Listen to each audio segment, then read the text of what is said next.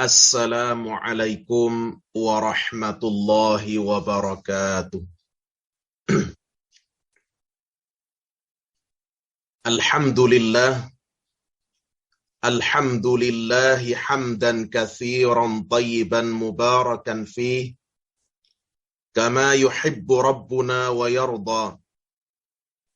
Wa ashhadu an la ilaha illallah wahdahu la syarika lah wa ashhadu anna Muhammadan abduhu wa rasuluhu la nabiyya ba'dah.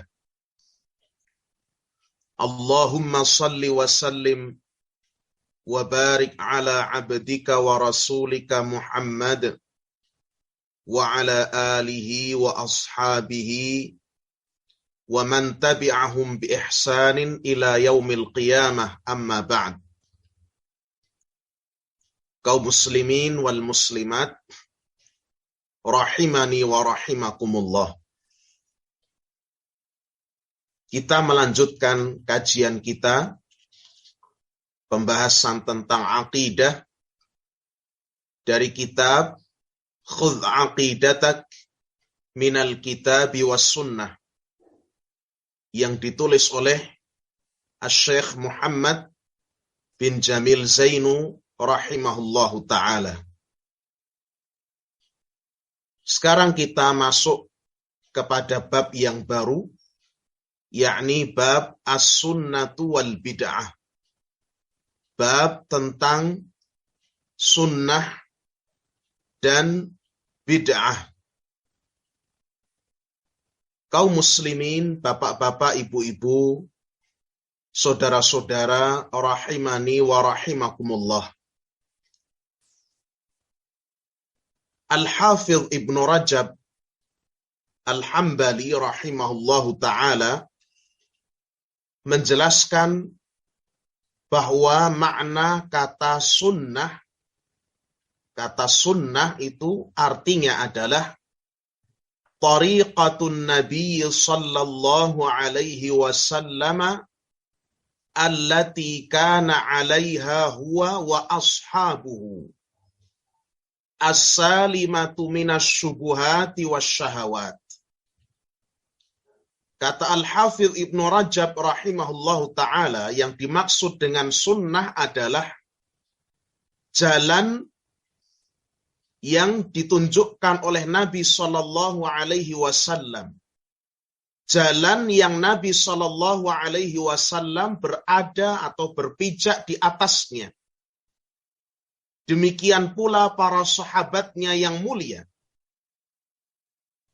di mana jalan tersebut adalah jalan yang lurus, yang selamat dari syubhat dan juga syahwat. Ini definisi sunnah yang dipaparkan oleh Al-Hafidh Ibnu Rajab rahimahullahu ta'ala. Dan lafaz sunnah itu mencakup sunnah Nabi sallallahu alaihi wasallam, mencakup semua petunjuk Nabi sallallahu alaihi wasallam, baik dalam perkara ibadah, dalam perkara muamalah, dan juga dalam perkara-perkara keyakinan, perkara-perkara akidah. Jadi semua yang ditunjukkan oleh Nabi sallallahu alaihi wasallam lewat ucapan-ucapan beliau, lewat perkataan-perkataan atau sabda-sabda beliau, atau lewat takrir, lewat persetujuan beliau, baik itu dalam permasalahan akidah, permasalahan ibadah, permasalahan muamalat, maka itu adalah sunnah Nabi sallallahu alaihi wasallam. Intinya, as-sunnah adalah petunjuk Nabi sallallahu alaihi wasallam.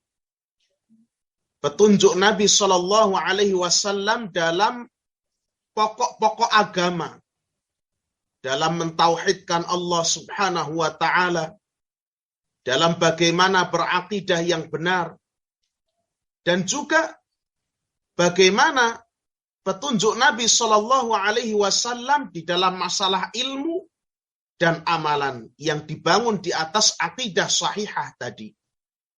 Ini adalah sunnah.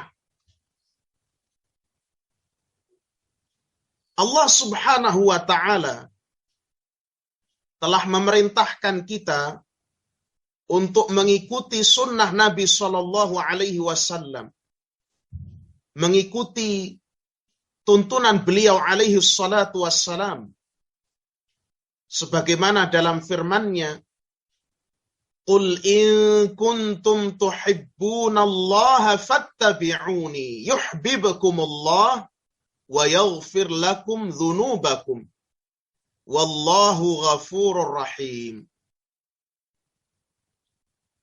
Firman Allah Subhanahu wa Ta'ala, "Qul," katakanlah wahai Muhammad, "in kuntum tuhibbunallah," jika kalian wahai manusia mencintai Allah Subhanahu wa Ta'ala, jika kalian mengaku mencintai Allah Subhanahu wa Ta'ala, jika kalian betul-betul cinta kepada Allah Subhanahu wa Ta'ala, fattabi'uni, maka ikutilah aku. Yuhibbukumullah, niscaya Allah Subhanahu wa Ta'ala akan mencintai kalian. Wa yaghfir lakum dzunubakum, dan Allah Subhanahu wa Ta'ala akan mengampuni dosa-dosa kalian. Wallahu ghafurur rahim, dan Allah Maha Pengampun lagi Maha Penyayang. Ayat ini, ma'asyiral muslimin, menunjukkan bahwa setiap orang yang mengaku bahwa dirinya mencintai Allah, maka timbangannya adalah bagaimana dia dalam mengikuti sunnah Rasulullah Sallallahu Alaihi Wasallam. Orang-orang yang mengaku, orang-orang yang mengatakan bahwa dirinya mencintai Allah Subhanahu wa Ta'ala, akan tetapi dirinya tidak berada di atas jalan atau tuntunan yang ditunjukkan oleh Nabi Shallallahu Alaihi Wasallam, maka klaim atau yang menjadi akuannya itu adalah dusta. Dia berdusta dalam pengakuannya. Dia berdusta dalam apa yang menjadi klaimnya. Dan ayat ini menjadi dalil bahwasannya jalan untuk mencapai keridhaan dan kecintaan Allah adalah dengan mengikuti sunnah Rasul Sallallahu Alaihi Wasallam. Bahwasannya siapa yang mengikuti selain daripada petunjuk dan bimbingan Rasul Sallallahu Alaihi Wasallam, maka apa yang dikerjakannya, apa yang diyakininya, itu akan tertolak.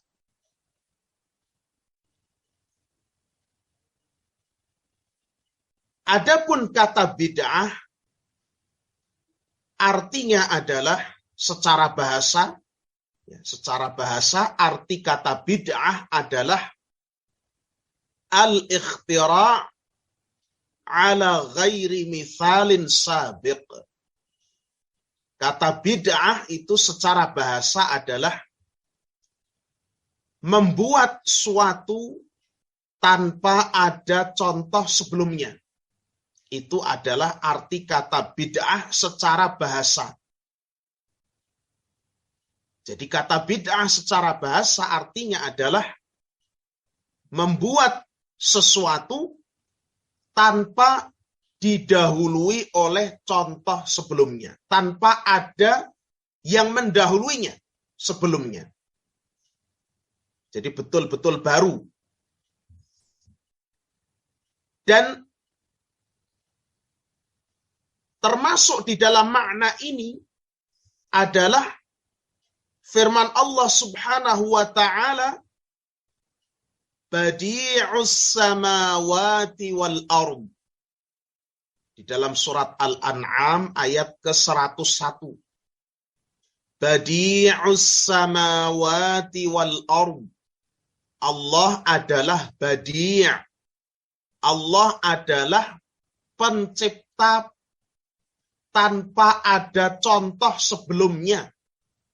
Pencipta langit dan bumi tanpa memerlukan contoh sebelumnya. Ya. Ini makna secara bahasa. Adapun makna bid'ah secara syariat, dalam tinjauan syariat, bid'ah adalah tariqatun fiddin.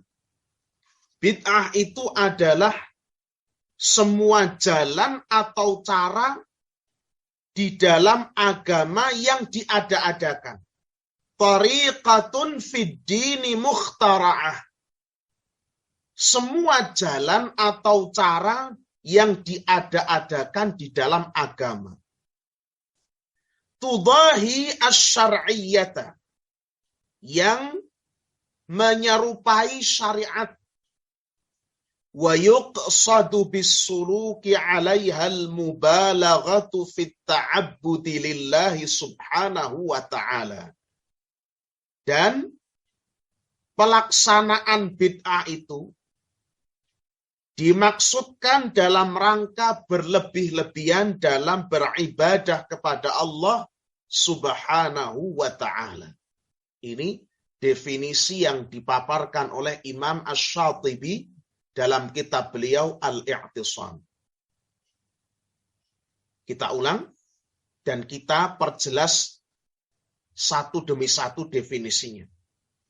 Jadi bid'ah itu sebagaimana dikatakan oleh Al-Imam Asy-Syatibi dalam kitab beliau Al-I'tisam, bid'ah adalah tariqatun fid-dini mukhtara'ah. Semua jalan atau cara yang diada-adakan dalam beragama. Kalau kita cermati dari definisi ini, maka urusan yang termasuk ke dalam bid'ah itu adalah urusan agama. Bukan urusan-urusan dunia. Jadi ketika ada perkara-perkara dunia yang baru diketemukan di zaman modern ini, akan tetapi ya, dia itu termasuk di antara perkara-perkara dunia, bukan agama, maka itu bukan termasuk bid'ah secara syariat. Meskipun secara bahasa termasuk, tapi secara syariat tidak dinamakan bid'ah, bukan termasuk pembahasan kita pada saat ini, bukan termasuk pembahasan dalam agama. Misalnya, sekarang ada pesawat terbang. Di zaman Nabi SAW tidak ada pesawat terbang. Orang naik haji, ya berjalan kaki atau mengendarai unta atau melalui kapal. Tapi sekarang ada pesawat terbang. Pesawat terbang itu urusan dunia. Ya, bukan termasuk perkara bid'ah. Komputer itu juga tidak ada di masa Nabi SAW. Tapi itu urusan dunia. Sehingga itu bukan termasuk bid'ah yang kita bicarakan di sini. Itu memang secara bahasa tadi bisa digolongkan bid'ah. Karena secara bahasa yang namanya bid'ah itu adalah membuat sesuatu yang belum pernah ada sebelumnya. Ya.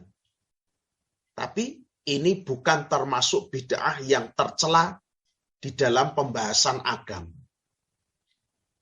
Apalagi misalnya telepon, ya, telepon atau gadget, ya, handphone yang kita biasa bawa-bawa, itu juga tidak ada di masa Nabi SAW. wasallam. Akan tapi itu termasuk urusan dunia, sehingga itu tidak termasuk bid'ah. Maka di dalam hadis Rasulullah Shallallahu Alaihi Wasallam sangat jelas mengatakan, man ahdatsa fi amrina hadza, barang siapa yang mengada-adakan, membuat-buat di dalam urusan kami ini, yaitu dalam urusan agama, ma laisa minhu, apa-apa yang bukan berasal darinya, fahuwa raddun, maka apa yang diada-adakannya itu tertolak. Ya, ini hadis riwayat Imam Bukhari dan Muslim. Jadi bid'ah itu terkait dengan urusan-urusan agama. Ini perlu kita garis bawahi supaya tidak terjadi miskonsepsi, tidak terjadi salah paham. Oh, kalau bid'ah dilarang itu berarti kita tidak boleh naik sepeda motor. Oh, kalau bid'ah dilarang itu berarti tidak boleh naik kereta api, tidak boleh makan mie goreng. Bukan, itu urusan dunia, tidak termasuk pembahasan bid'ah yang dilarang di dalam agama. Ya, meskipun secara bahasa itu bisa dinamakan bid'ah. Mudah-mudahan ini bisa dipahami oleh kaum muslimin, para pendengar sekalian, rahimakumullah. Kemudian dari definisi yang dikatakan oleh Al-Imam Syatibi rahimahullah ta'ala, ada kata-kata mukhtara'ah. Bid'ah itu diada-adakan. Artinya bahwa yang namanya bid'ah itu sama sekali tidak memiliki landasan yang menopangnya di dalam syariat. Apakah itu dari dalil-dalil Al-Quran atau dari hadis-hadis Rasul Shallallahu Alaihi Wasallam, sama sekali tidak ada hadis, tidak ada dalil, tidak ada ayat yang bisa menopangnya, yang menjadi hujjah, yang menjadi argumentasi untuknya. Baik dalil itu secara khusus atau secara umum.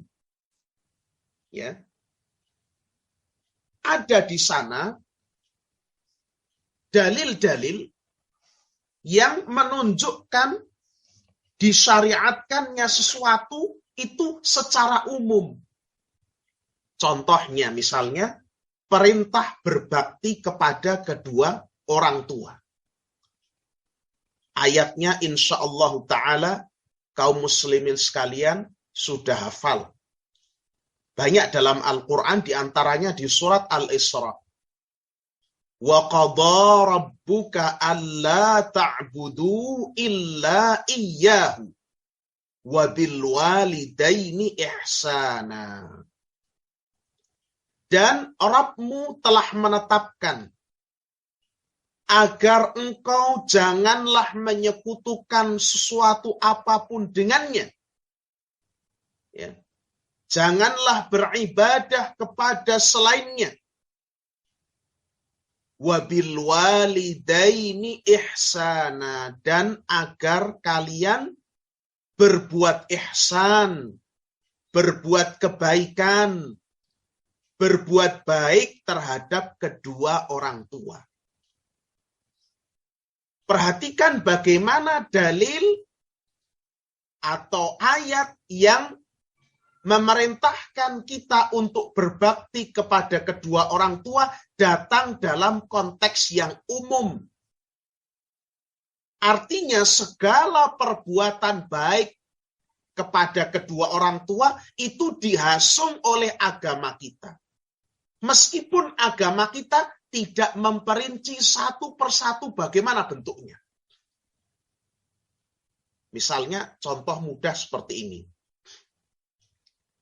Kita melihat orang tua kita misalnya itu sedang berada dalam kesusahan ekonomi misalnya.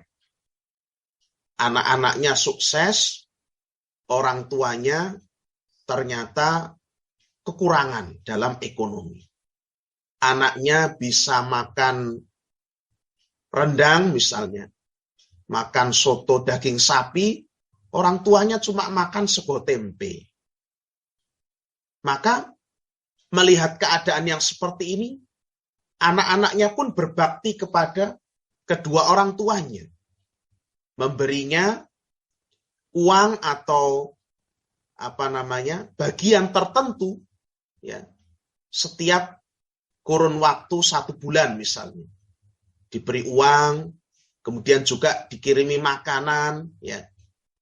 Ini tidak termasuk bid'ah. Kenapa? Karena memang dalil yang memerintahkan kita untuk berbakti kepada kedua orang tua datang dalam konteks umum.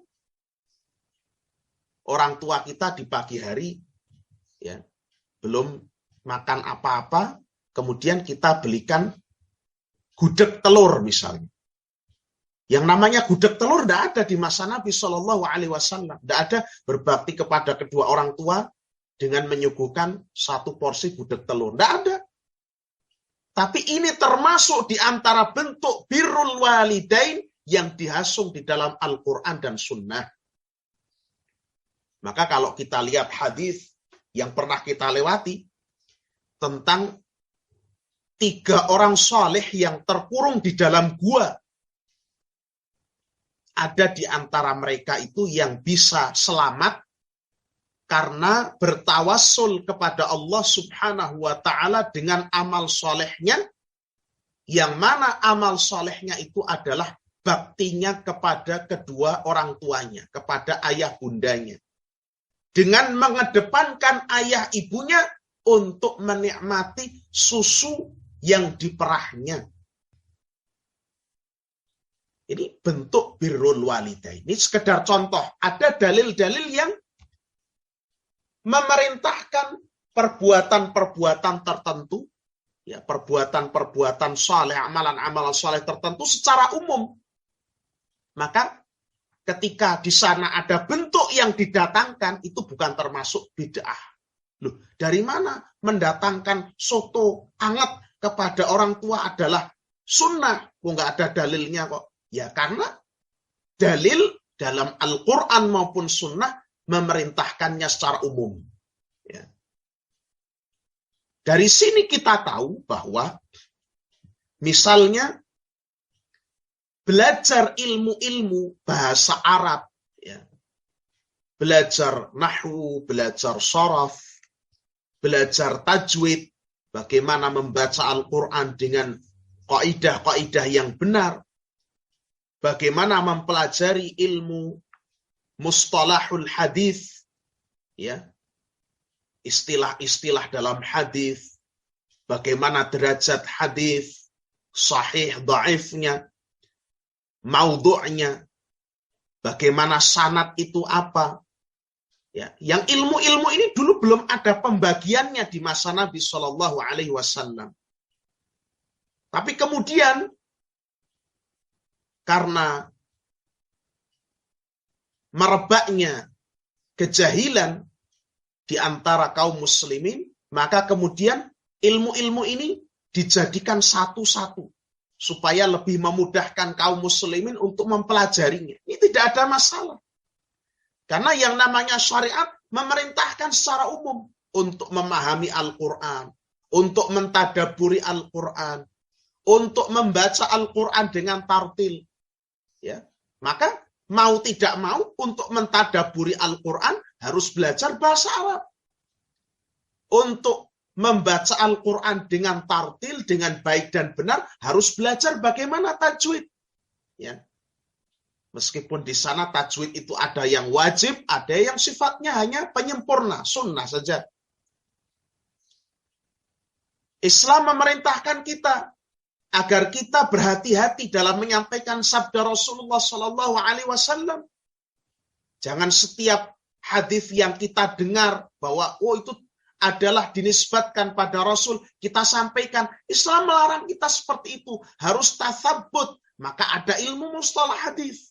Ini tidak mengapa, tidak termasuk bid'ah karena ada dalil-dalil umum yang menunjukkannya. Ya. Mudah-mudahan ini bisa dipahami. Kemudian dari definisi Imam Asy-Syatibi rahimahullah, tudahi asy-syar'iyyah.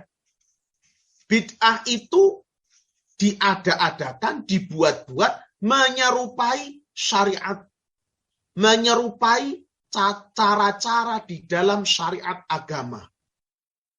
Misalnya sholat, puasa, dan lain sebagainya. Ya. Contoh, misalnya sholat di malam nisfu Sya'ban misalnya. Di dalam Islam kan yang namanya sholat itu ada syariatnya. Ada sholat fardu yang 5. Yang Allah subhanahu wa ta'ala tetapkan atas kita dan menjadi pondasi dari pondasi-pondasi Islam. Ada pula sholat-sholat sunnah. Seperti sholat tahajud. Kemudian sholat duha. Sholat rawatib dan lain sebagainya. Semua itu sudah ada dalilnya masing-masing. Tapi kemudian ada orang yang membuat-buat sholat sendiri. Ya, sholat di luar dari apa yang telah ditunjukkan Nabi Shallallahu Alaihi Wasallam. Misalnya sholat sekian rakaat pada malam nisfu Sya'ban misalnya. Nah, ini cara-cara yang dibuat-buat menyerupai tuntunan syariat. Ya, menandingi syariat. Syariat ada sholat sunnah, ditambahi sholat yang lain. Nah, ini yang dimaksudkan. Tudahi asy-syar'iyyah. Di dalam syariat ada puasa. Ya, ada puasa. Puasa wajib, yakni puasa Ramadan. Kemudian juga puasa kafarat atau puasa nazar. Ini semua puasa wajib. Ada juga puasa sunnah. Puasa di bulan Syawal. Puasa di 10 hari pertama bulan Dzulhijjah. Selain tanggal 10. Puasa di tanggal 10 bulan Muharram. Puasa tiap hari-hari putih, Ayyamul Bid, hari-hari di mana rembulan itu sedang purnama, yaitu tanggal 13, 14, 15 tiap bulan Hijriyah. Puasa Senin Kemis, itu sudah ada dalilnya masing-masing. Tapi kemudian tiba-tiba ada orang buat-buat puasa, ya, dengan sebab yang tidak ditunjukkan di dalam syariat, maka ini termasuk perbuatan bid'ah. Nah, ini ya, dilakukan tudahi asy-syar'iyyah, menyerupai syariat. Nah, ini. Termasuk ada orang yang berpuasa, tapi puasanya itu misalnya puasa tidak berbicara. Puasa, yang namanya puasa itu kan menahan diri. Al-imsak itu adalah makna puasa. Makna asal dari puasa adalah al-imsak, menahan diri. Kemudian ada orang membuat-buat puasa, ya, ditambahi dengan tidak berbicara. Ya, sebagaimana dulu di masa Nabi Shallallahu Alaihi Wasallam itu ada orang yang bernazar untuk tidak berbicara, bernazar untuk tidak berbicara, berdiri, terus tidak duduk, dan panas-panasan. Dan juga puasa tidak makan, tidak minum. Maka Nabi Shallallahu Alaihi Wasallam membatalkan apa yang dia ada-adakan dari nazarnya. Apa? Nabi Shallallahu Alaihi Wasallam menyuruhnya untuk berbicara. Ayyatakallam, supaya berbicara dia. Menyuruh dia untuk duduk. Menyuruh dia untuk berteduh, tidak panas-panasan. Tapi Nabi Shallallahu Alaihi Wasallam menyuruhnya untuk tetap meneruskan puasa, makan, dan minumnya. Karena apa? Karena itulah yang diperbolehkan di dalam syariat. Nah, ini bisa dipahami, ya? Jadi, kalau tidak ada tuntunan dalam syariat, itu tertolak. Yaitu dibatalkan dalam syariat. Ya, barakallahu fiikum. Kemudian di dalam definisi Imam Asy-Syatibi juga dijelaskan wa yuqsadu bisuluki 'alaiha al-mubalaghatu fit ta'abbudi lillahi subhanahu wa ta'ala. Bid'ah itu ya pada umumnya itu dimaksudkan oleh pelakunya ya untuk berlebihan ya, untuk dia itu menambah-nambah kesungguhan dalam beribadah pada Allah Subhanahu wa ta'ala. Berlebih-lebihan dalam beribadah kepada Allah Subhanahu wa ta'ala. Artinya misalnya ini orang berbuat bid'ah. Misalnya Nabi Shallallahu Alaihi Wasallam itu kalau setelah sholat 5 waktu yang dituntunkan bertasbih berapa kali? 33 kali.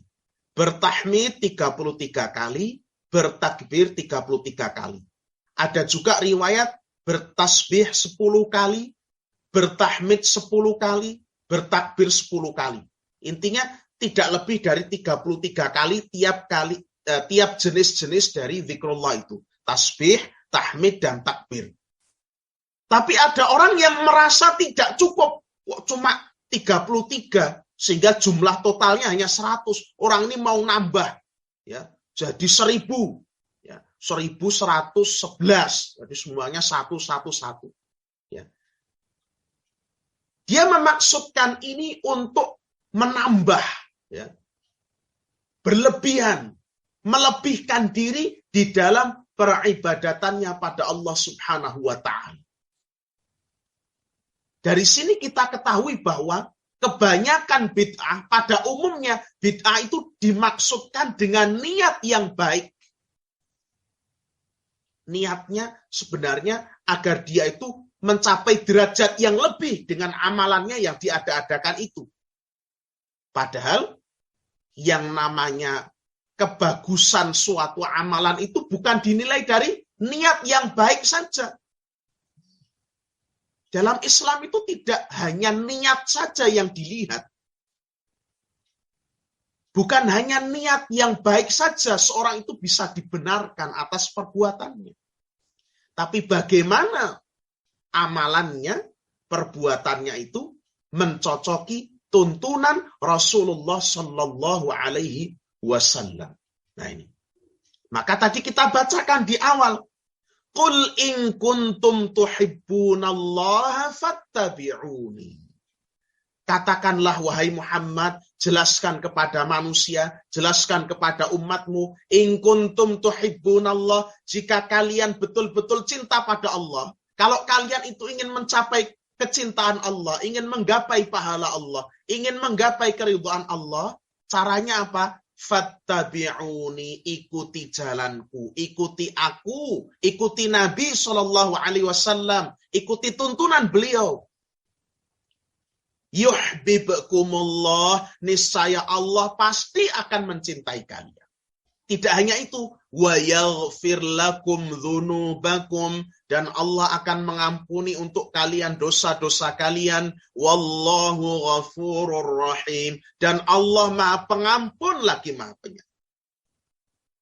Perhatikan bagaimana semua jalan ditutup selain daripada jalan yang ditunjukkan Nabi Shallallahu Alaihi Wasallam. Itu adalah jalan untuk mencapai mardhatillah, mencapai keridhaan Allah. Jadi tidak cukup hanya niat saya baik kok. Tidak. Allah Subhanahu wa ta'ala menutup semua pintu-pintu untuk mencapai keridhaannya selain daripada jalan yang ditunjukkan oleh Nabi Shallallahu Alaihi Wasallam. Masya Allah ya. Dan kalau kita perhatikan baik-baik, apa yang ditunjukkan oleh Nabi Shallallahu Alaihi Wasallam itu sudah sangat melimpah. Dari amalan-amalan, dari sholat, dari puasa, ya, dari zikir, dari doa-doa, itu melimpah jumlahnya.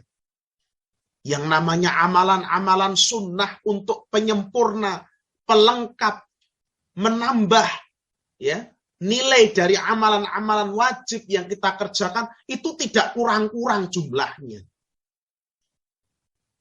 Di dalam hadis Rasul Shallallahu Alaihi Wasallam pernah menjelaskan bahwa barang siapa yang melaksanakan sholat sunnah pada setiap harinya sebanyak 12 rakaat, maka Allah Subhanahu wa ta'ala akan membangunkan untuknya rumah di surga. Ya. Di dalam hadis yang diriwayatkan oleh Al-Imam At-Tirmidzi rahimahullahu ta'ala, man thabara ala 12 rak'atan minas sunnati banallahu lahu baitan fil jannah. Barang siapa menjaga mengerjakan sholat sunnah 12 rakaat, Allah akan membangunkan rumah untuknya di surga. Apa itu? 4 rakaat sebelum zuhur. 2 rakaat, 2 rakaat. Kemudian 2 rakaat sesudah zuhur. 2 rakaat setelah maghrib. 2 rakaat sudah isya. Dan 2 rakaat sebelum sholat subuh. Ini saja kalau kita jaga, itu mungkin juga bolong-bolong tiap harinya. Belum lagi ada nanti sholat sunnah 4 rakaat sebelum sholat asar. Jadi kalau ada yang merasa kurang, itu di dalam sunnah Nabi banyak sekali amalan yang bisa dia lakukan. Zikirnya masih merasa kurang, di dalam sunnah itu tidak kurang-kurang zikir. Ya, zikir pagi dan petang itu, kalau boleh kita katakan itu sabrek. Kalau orang masih kurang, merasa kurang, itu masih bisa ditambah lagi. Dia lihat apa yang dituntunkan Nabi, apa yang diajarkan Nabi SAW itu sangat banyak. Saya yakin tidak ada di antara kita yang bisa menunaikan semua dari sunnah-sunnah itu. Maka buat apa kita menoleh kepada perbuatan-perbuatan bid'ah? Dan apa yang ditunjukkan di dalam sunnah itu pahalanya sudah sangat-sangat besar. Buat apa kita menoleh kepada bid'ah? Yang mana kita sendiri tidak tahu itu dapat pahala atau tidak. Artinya pahalanya apa? Sedangkan dalam sunnah jelas dikatakan bahwa barang siapa berbuat bid'ah amalannya tertolak. Jadi sudah bukan tidak jelas lagi, tapi jelas tertolak apa yang dilakukan itu. Barakallahu fiikum. Inilah bahayanya perbuatan bid'ah. Nah, di sini Asy-Syaikh rahimahullahu ta'ala menjelaskan satu bab yang penting. Agar kita sebagai seorang mukmin senantiasa bersemangat untuk mengikuti sunnah Rasulullah Sallallahu Alaihi Wasallam. Mengikuti tuntunan beliau baik dalam akidah. Bagaimana kita berakidah yang benar. Bagaimana kita bertauhid dengan benar. Ya. Belajar bagaimana kewajiban-kewajiban yang harus kita lakukan dalam mentauhidkan Allah Subhanahu wa ta'ala. Apa-apa saja dari jenis-jenis kesyirikan yang wajib untuk kita tinggalkan. Apa saja poin-poin akidah yang dijelaskan oleh Nabi Shallallahu Alaihi Wasallam. Ya, yang tentunya akidah Islam yang sahih itulah yang nantinya akan menenteramkan hati kita. Ya. Demikian pula hendaknya kita mengikuti tuntunan beliau dalam ibadah. Bagaimana sholat kita, wudhu kita, bagaimana puasa kita, haji kita, zakat kita. Sesuai dengan yang dituntunkan oleh Nabi Shallallahu Alaihi Wasallam, di mana tuntunan beliau itu justru yang paling mudah dan gampang, paling gampang tuntunan beliau, alaihi salatu wassalam. Saya ingat banyak pertanyaan yang diajukan, banyak kebingungan di antara kaum muslimin. Semoga Allah memberikan taufik kepada kita sekalian. Tentang masalah niat. Kalau mau sholat duha itu niatnya seperti apa? Kalau mau sholat syuruk itu niatnya seperti apa? Kalau mau sholat istikharah itu niatnya seperti apa? Coba, bagaimana bid'ah menjaharkan atau mengeraskan niat itu menjadi masalah menjadi beban yang memberatkan kaum muslimin.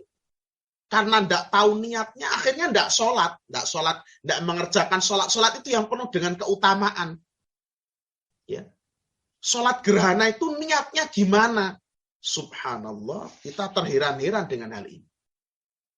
Yang namanya niat, ya, sebagaimana yang dijelaskan Nabi Shallallahu Alaihi Wasallam, innamal a'malu binniyat. Sesungguhnya setiap amalan itu pasti diiringi dengan niat. Makna innamal a'malu binniyat itu kullu amalin la budda fihi min niyatin. Setiap amalan itu pasti, ya, tidak bisa tidak kecuali diiringi dengan niat. Namanya orang, misalnya orang ini kita ajak, kita punya sahabat, ayo kita sekarang melaksanakan sholat gerhana bulan misalnya. Karena saat itu terjadi gerhana bulan, terus ayo kita ke masjid untuk melaksanakan sholat gerhana bulan. Nah, kemudian dia bertanya, loh, bagaimana niat sholat gerhana bulan? Ya. Nah, kita mau ke masjid, kita lihat gerhana, oh sekarang gerhana. Niat mau sholat sunnah gerhana, ya itulah namanya niat. Ya.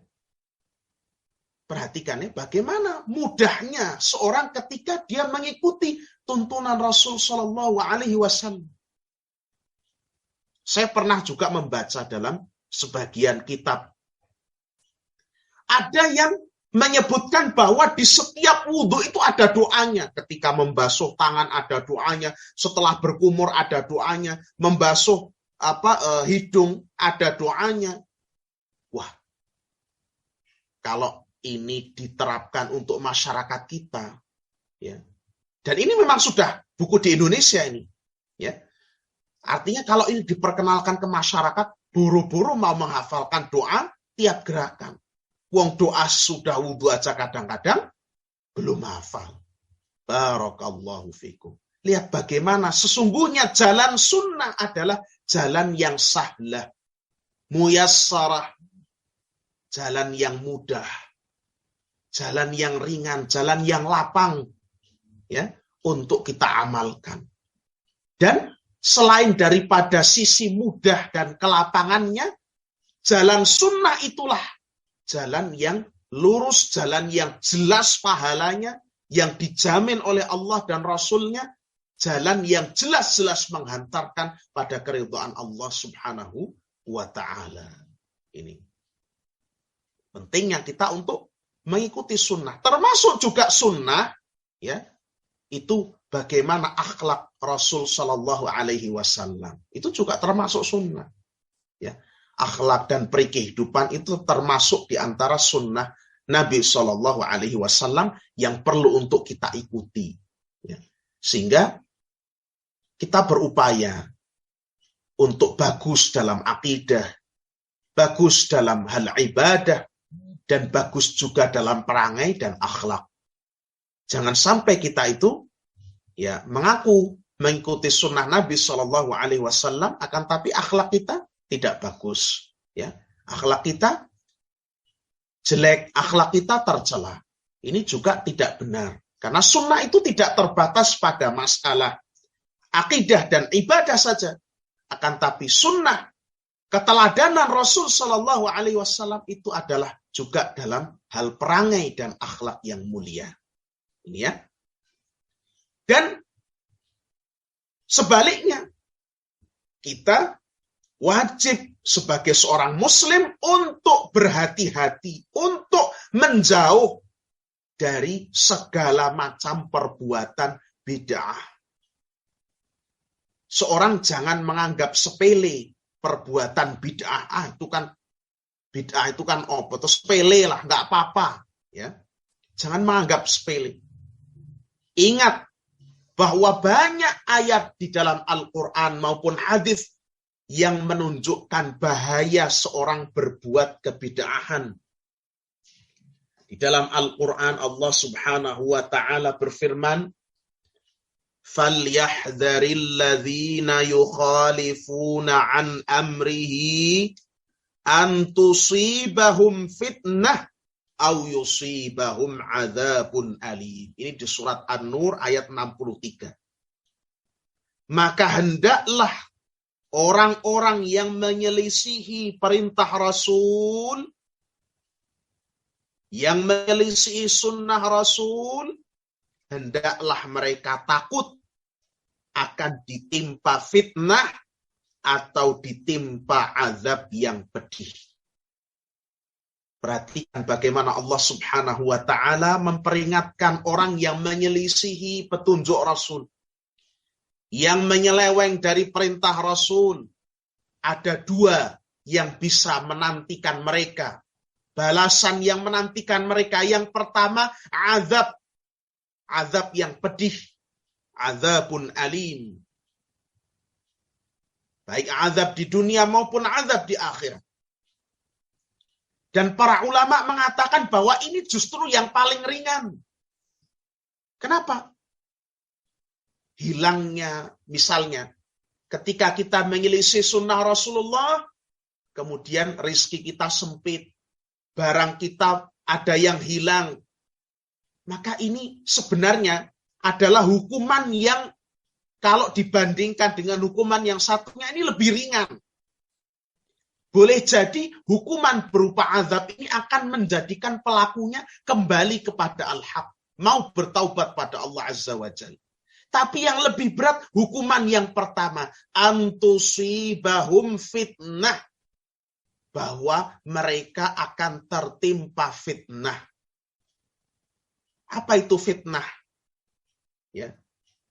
Fitnah itu penyimpangan. Fitnah itu maknanya macam-macam, huru-hara, kekalutan, kekacauan. Dan di antara makna yang termasuk yang dimaksud sini, maknanya penyimpangan. Sebagaimana Al-Imamu Ahmad rahimahullahu ta'ala pernah mengatakan ketika menjelaskan ayat ini, atadri mal fitnah? Apakah kamu tahu apa yang dimaksud fitnah di dalam ayat ini? Kata beliau, al-fitnatu asyirk. Fitnah di sini maksudnya adalah kesyirikan. Coba. La'allahu idza radda ba'da qawlihi ayyaqa'a fi qalbihi syai'un minaz-zayghi fayahlik. Boleh jadi ketika seorang menyelisihi sunnah Rasul Sallallahu Alaihi Wasallam, jika seorang menolak ya ajaran Rasul Sallallahu Alaihi Wasallam, maka akan muncul dalam hatinya penyimpangan, syai'un minaz-zaygh, penyimpangan, fayahlik, kemudian dia akan binasa. Ini adalah hukuman yang sejatinya paling berat. Allah timpakan dalam hatinya fitnah syubhat. Hatinya menjadi timpang.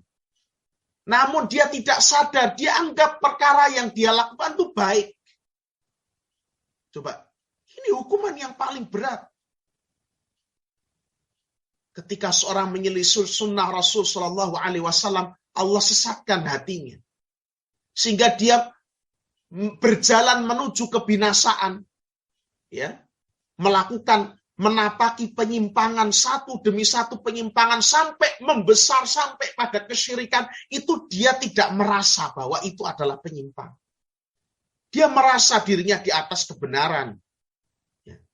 Ini adalah hukuman yang paling besar. Dan justru ini berkonsekuensi pada azab yang lebih pedih. Karena kalau seorang hatinya mulai bercokol di dalam hatinya fitnah, kemudian dia melakukan kesesatan demi kesesatan, dia tidak rasakan sampai terjatuh dalam kesyirikan, dalam kekufuran, maka tentu itu adalah kecelakaan yang paling besar. Ini hukuman dari Allah Subhanahu wa ta'ala. Sehingga banyak orang yang tadinya itu menyelisih sunnah, cuma 1, 2 dia selisih. Lama-lama dia jatuh dalam yang lebih besar lagi, yang lebih besar lagi. Lama-lama tidak ada bagian dari Islam yang tersisa pada diri. Ini akibat seseorang meremehkan untuk mengikuti sunnah dan menyepelekan berbuat bid'ah. Sehingga hendaknya seorang berhati-hati. Demikian pula Rasul Shallallahu Alaihi Wasallam telah bersabda dalam hadis yang telah masyhur kita dengar. Fa inna khairal hadithi kitabullah. Sesungguhnya sebaik-baiknya perkataan adalah kitab Allah, adalah Al-Quran. Wa khairul huda, huda Muhammadin sallallahu alaihi wasallam. Dan sesungguhnya sebaik-baiknya petunjuk adalah petunjuk Nabi Muhammad sallallahu alaihi wasallam. Wa syarrul umuri muhdatsatuha. Dan sejelek-jeleknya perkara ialah perkara yang diada-adakan dalam urusan agama. Wa kullu muhdatsatin bid'ah. Dan setiap perkara yang diada-adakan dalam agama itulah bid'ah. Wa kullu bid'atin dhalalah. Dan setiap bid'ah itu sesat. Wa kullu dhalalatin finnar. Dan setiap kesesatan itu tempatnya di neraka. Tidak ada tempat yang pantas bagi kesesatan selain an-nar, selain neraka. Perhatikan. Bagaimana bid'ah itu menyeret pelakunya kepada siksaan Allah Subhanahu wa ta'ala. Pelakunya tidak mendapatkan keridhaan, tapi justru mendapatkan azab. Ini. Hati-hati dengan bid'ah. Ini adalah bahayanya. Maka, salah seorang salaf yang bernama Sahal bin Abdullah At-Tasturi rahimahullahu ta'ala pernah mewasiatkan. Ma ahdatha ahadun fil ilmi syai'an illa su'ila anhu yaumal qiyamah. Fa in wafaqa sunnata salima wa illa fala. Tidak ada seorang pun yang memunculkan suatu ilmu. Tidak ada seorang pun yang memunculkan suatu perkara baru dalam agama kecuali dia pasti akan ditanya di hari kiamat. Seorang itu akan dipertanggungjawabkan atas amalannya, atas ucapannya pada hari kiamat. Kalau ucapannya tadi, kalau amalannya tadi, yang dia buat-buat tadi, yang dia kerjakan itu ada tuntunannya, ada dasarnya, ada sunnahnya, salimah, dia akan selamat. Wa illa fala. Tapi kalau ternyata apa yang diperbuatnya, yang dikerjakannya, yang diada-adakannya tadi tidak ada dasarnya, maka dia tidak selamat. Ini adalah penguat bagi kita agar kita menjauhi setiap bid'ah. Karena setiap bid'ah itu adalah sesat dan setiap kesesatan itu tidak ada tempat yang layak baginya kecuali an-nar. Barakallahu fikum. Dan telah kita jelaskan pada pertemuan sebelumnya, dua pertemuan sebelumnya, bahwa bid'ah juga menjadi sebab seorang itu dapat terusir dari telaga Rasul Shallallahu Alaihi Wasallam. Dihalangi untuk minum dari air yang sejuk, dari air yang betul-betul nikmat dari telaga Nabi Shallallahu Alaihi Wasallam. Salah satu sebabnya adalah seorang menjerumuskan dirinya dalam perbuatan-perbuatan atau keyakinan-keyakinan bid'ah. Maka hendaknya bagi setiap muslim untuk menjaga dirinya. Jangan sampai meremehkan perbuatan bid'ah ini. Dan berusaha, berupaya agar dirinya sesuai dengan tuntunan Rasul Shallallahu Alaihi Wasallam dalam beragama. Dan di antara cara yang paling besarnya adalah seorang itu banyak-banyak menuntut ilmu, banyak-banyak thalabul ilmi. Karena dengan thalabul ilmi kita menjadi tahu bagaimana tuntunan yang benar, bagaimana beragama yang benar, bagaimana beragama yang sesuai dengan dalilnya. Ya. Alhamdulillah beberapa waktu yang lalu Pak Amanuddin pernah menanyakan beberapa permasalahan yang dijumpai beliau ketika melaksanakan sholat di masjid. Ya. Ternyata banyak sekali orang-orang yang bahkan bernisbat kepada sunnah. Orang-orang yang mengaku dirinya mengikuti sunnah, akan tetapi banyak juga dari hal-hal yang belum mencocoki, menyesuaikan dengan sunnah. Ya. Maka yang jadi patokan bukan pengakuan, tetapi bagaimana kecocokan amalan seorang itu dengan Alkitab, Al-Quran, dan sunnah Rasulullah Sallallahu Alaihi Wasallam. Saya pernah melihat beberapa di antara kaum muslimin itu, misalnya contoh ya, kalau bertakbir, ketika takbiratul ihram itu mengangkat tangan pelit sekali. Ya. Mengangkat tangan itu paling cuma setinggi perut. Ya. Setinggi perut. Allahu Akbar. Kira-kira setinggi perutnya. Ini karena di ruangan Zoom kita tidak bisa saling melihat, tapi Bapak Ibu sering melihat ada orang yang ketika bertakbir itu mengangkat tangan pelit sekali. Ya. Dan ini kita jumpai pada orang-orang yang bernisbat pada sunnah. Padahal di dalam sunnah itu tidak ada cara mengangkat tangan kecuali dua. Yang pertama adalah sejajar dengan kedua daun telinga. Yang kedua adalah sejajar dengan kedua bahu. Yarfa'u yadaihi hatta yuhadhi mankibaih. Nabi Shallallahu Alaihi Wasallam mengangkat kedua tangannya sampai sejajar kedua bahunya. Dalam hadis yang lain sampai sejajar dengan kedua daun telinganya. Ya. Ini termasuk akhta, termasuk kesalahan. Kadang-kadang orang sudah belajar, sudah ngaji, tapi yang dilihat itu bukan hadis. Yang dilihat bukan tuntunan Nabi Shallallahu Alaihi Wasallam, yang dilihat bukan kitab-kitab hadis, tapi yang dilihat saudaranya, kawannya yang ada di masjid bagaimana. Kawannya ini juga sama-sama orang tidak tahu. Ya. Mungkin dia juga lihat perbuatan orang lain ketika dia berumrah atau berhaji, di mana orang itu juga tidak mesti tahu ilmunya. Ya. Akhirnya terjadilah seperti ini. Salah satu contoh ini tadi yang kita sebutkan, mengangkat tangan pelit sekali ya. Rendah sekali, tidak sampai bau, tidak sampai daun telinga, apalagi cuma setinggi perut. Allahu Akbar. Nah, seperti ini ya. Barakallahu fiikum. Nah, ini adalah bahaya daripada bid'ah. Kita baca satu pertanyaan.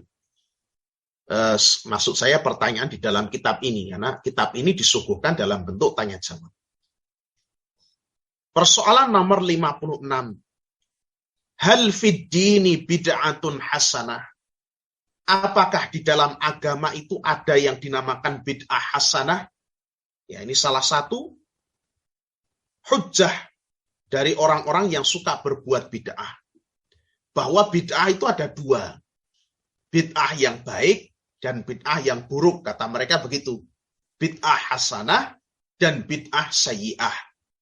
Kata mereka yang dilarang itu bid'ah sayyi'ah. Kalau yang diperbolehkan bid'ah hasanah, bid'ah yang baik. Saya juga terheran-heran dengan istilah ini. Kita baca dulu jawaban Syekh. Laisa fid dini bid'atun hasanah. Di dalam agama ini tidak ada yang namanya bid'ah hasanah.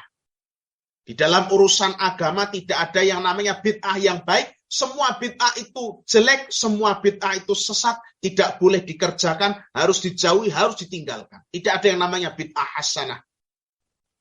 Wa dalilu qauluhu ta'ala. Dan dalilnya adalah firman Allah Subhanahu wa ta'ala dalam surat Al-Maidah ayat 3. Al-yauma akmaltu lakum dinakum. Perhatikan, ini adalah firman Allah yang terakhir diturunkan kepada Nabi Shallallahu Alaihi Wasallam tatkala haji wada. Ya. Pada hari ini telah kusempurnakan untuk kalian agama kalian. Coba pada hari ini telah kusempurnakan untuk kalian agama kalian. Berarti agama kita telah sempurna. Ini adalah ayat yang terakhir yang turun saat haji wada. Ya. Artinya Allah Subhanahu wa ta'ala telah menyempurnakan agama kita. Allah tidak menjadikan ada suatu bolong dalam agama kita. Agama kita tidak butuh penambahan-penambahan ataupun pengurangan karena sudah sempurna. Wa atmamtu alaikum ni'mati, dan telah aku sempurnakan untuk kalian nikmatku. Aku cukupkan untuk kalian nikmatku. Wa raditu lakumul Islam madina, dan telah aku ridai untuk kalian Islam sebagai agama kalian. Jadi sekali lagi Islam sudah sempurna.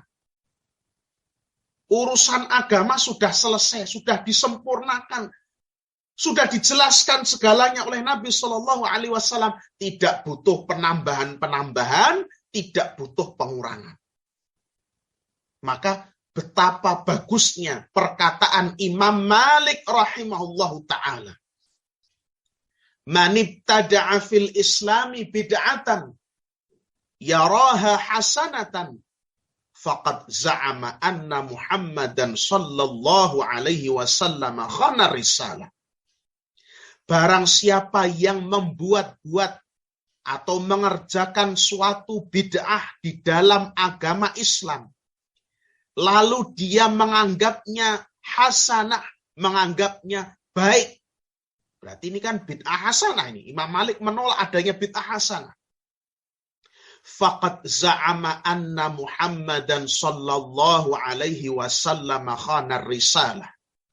Berarti dia telah mengklaim atau menganggap bahwa Nabi Muhammad sallallahu alaihi wasallam telah mengkhianati risalah, telah menyembunyikan risalah, telah menyembunyikan apa yang Allah perintahkan untuk disampaikan.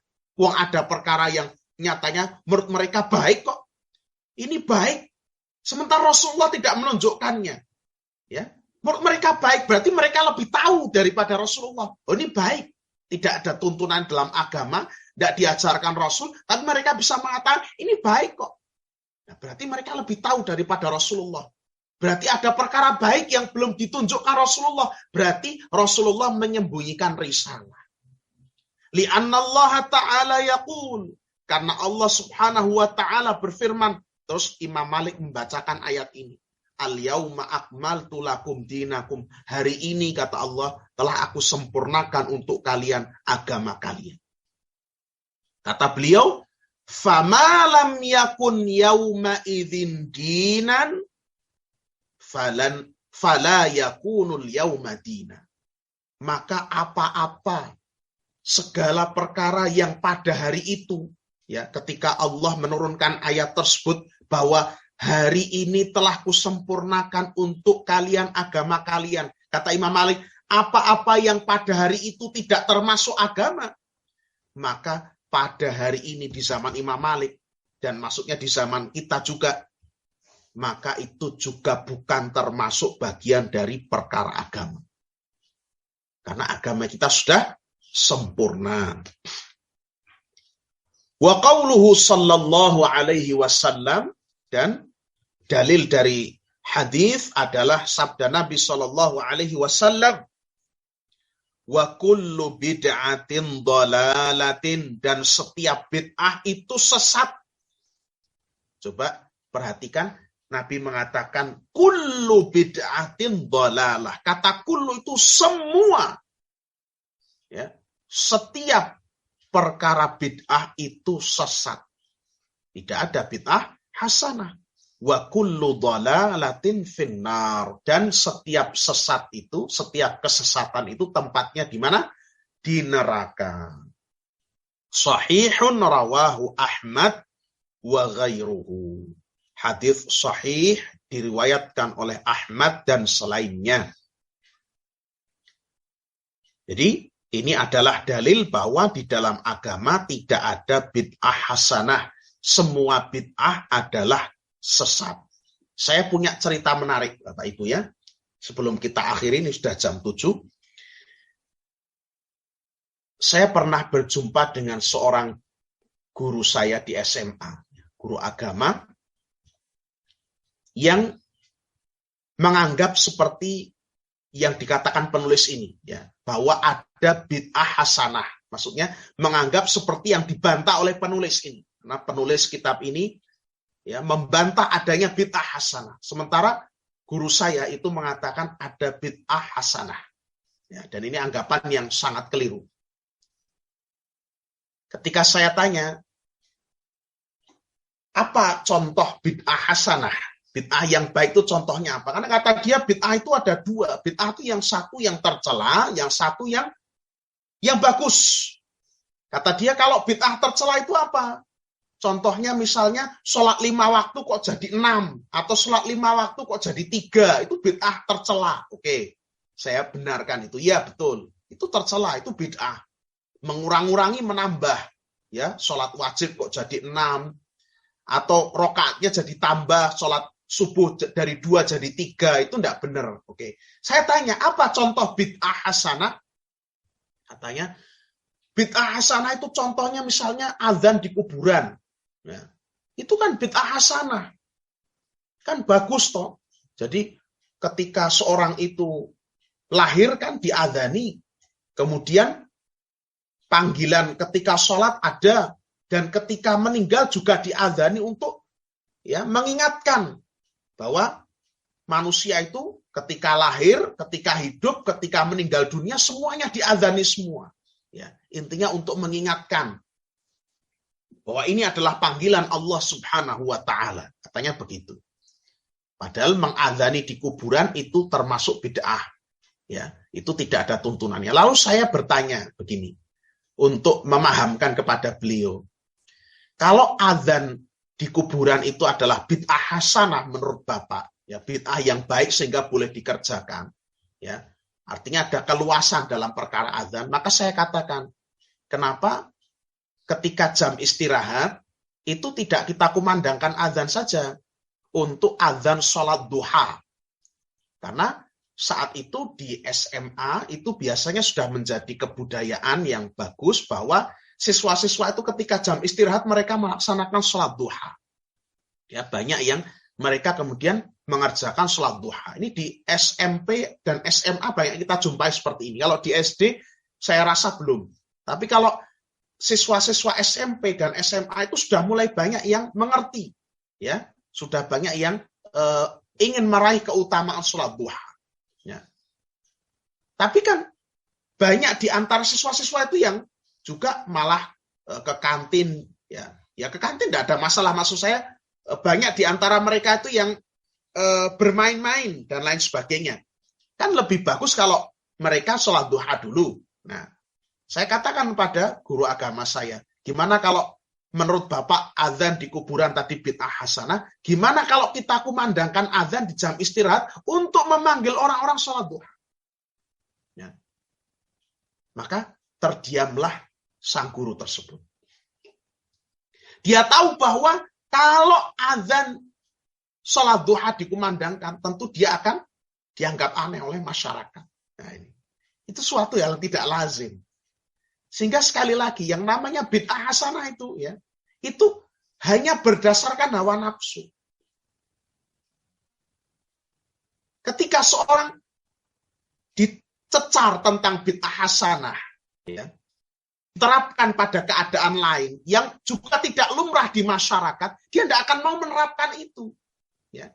Karena lagi-lagi patokannya itu apa yang sudah biasa di masyarakat, apa yang sudah biasa dikerjakan oleh simbah-simbah, ya, itu yang menjadi patokan. Ya. Ini adalah menurut saya kisah yang menarik. Jadi beliau menganggap bahwa azan di kuburan itu adalah bid'ah yang bagus karena itu adalah panggilan yang mengingatkan bahwa kematian adalah panggilan Allah. Kemudian saya menjelaskan kebatilan hujjah itu dengan mengatakan bahwa dengan menunjukkan bahwa yang namanya azan itu hanya panggilan sholat saja. Ya, panggilan sholat saja, sholat 5 waktu. dan dikecualikan padanya azan ketika bayi lahir karena itu ada dalil dan sebagian ulama menguatkan. Nah, saya katakan kalau itu bid'ah hasanah, azan itu boleh dikumandangkan seenaknya, maka ayo kita kumandangkan untuk sholat duha. Itu lebih tepat karena itu mengumandangkan azan untuk menyeru sholat meskipun itu sholat sunnah. Nah, barakallahu fikum. Sehingga kisah ini hanya untuk menguatkan saja bahwa tidak ada bid'ah hasanah di dalam Islam. Orang yang mengata-ngatakan bahwa ada bid'ah hasanah, orang yang mendalilkan argumen-argumen untuk perbuatan bid'ah mereka itu pada dasarnya tidak memiliki argumen sama sekali. Ya, insya Allah pada pembahasan-pembahasan berikutnya kita akan lebih banyak lagi membahas tentang beberapa contoh-contoh yang ada di masyarakat. Ya, tentunya dengan mohon pertolongan dan taufik dari Allah Subhanahu wa Ta'ala. Dan insya Allah kita akan selesaikan juga kitab ini dalam waktu dekat, karena tinggal sedikit lagi, tinggal 3 halaman saja yang tersisa dari kitab yang bagus ini. Adapun pertanyaan dari Pak Amanuddin, apakah bermadhab termasuk bid'ah? Karena zaman Rasul, sahabat, tabi'in mereka tidak bermadhab. Ya, tergantung apa makna bermadhab. Apabila yang dimaksud dengan madhab itu adalah mempelajari pendapat-pendapat para imam, ya, kemudian menjadikannya sebagai sarana untuk belajar, maka itu bukan bid'ah. Dan itulah yang dimaksud dengan bermadhab. Yang biasa diistilahkan oleh para ulama dengan bermadhab, itu seperti itu yang dimaksudkan. Bukan bertaklid, kemudian berintisab pada salah satu madhab dan menolak ya apa-apa yang menyelisih pendapat imamnya, sekalipun itu berkesesuaian dengan sunnah Nabi Shallallahu Alaihi Wasallam. Kalau yang seperti itu tidak diperbolehkan. Akan tapi apabila seorang itu bermadhab dalam artian dia mempelajari ya pendapat-pendapat, penjelasan-penjelasan dari imam tersebut untuk bisa sampai kepada ilmu, maka itu tidak mengapa. Dan ini adalah jalan yang biasa ditempuh oleh banyak di antara para ulama. Contohnya begini. Di dalam mazhab Imam Asy-Syafi'i, itu ada kitab Al-Yang di sana ditulis oleh Imam Syafi'i untuk menjelaskan banyak hukum-hukum agama. Ya. Beliau ambilkan dari Al-Quran, dari Sunnah. Dan kitab ini banyak sekali mendapatkan syarah penjelasan dari antara para ulama yang lain. Ya. Agar seorang itu bisa sampai kepada ilmu yang mapan di dalam ilmu fikih. Maka seorang belajar dengan penjelasan-penjelasan ulama ini tidak ada masalah. Ya. Tidak ada masalah. Asalkan dia menjadikannya sebagai sarana untuk memahami Al-Quran dan Sunnah. Itu. Bukan dia jadikan sebagai sesuatu yang dia ikuti tanpa peduli ini ada dalilnya tidak, ini benar atau tidak. Nah, itu baru keliru. Tapi kalau dia jadikan itu sebagai sarana untuk belajar, maka tidak mengapa. Karena sebenarnya yang namanya mazhab itu muncul karena imam-imam besar itu adalah imam-imam yang faqih. Imam-imam yang pendapatnya masyhur dan terkenal. Seperti di zaman kita ada Asy-Syaikh bin Baz, Asy-Syaikh Ibnu Utsaimin, Asy-Syaikh Shalih Al-Fauzan. Itu mereka pendapat-pendapat mereka banyak dibaca, banyak diikuti fatwa-fatwanya, banyak murid-muridnya. Ya seperti itulah kurang lebih gambaran dari 4 imam mazhab itu.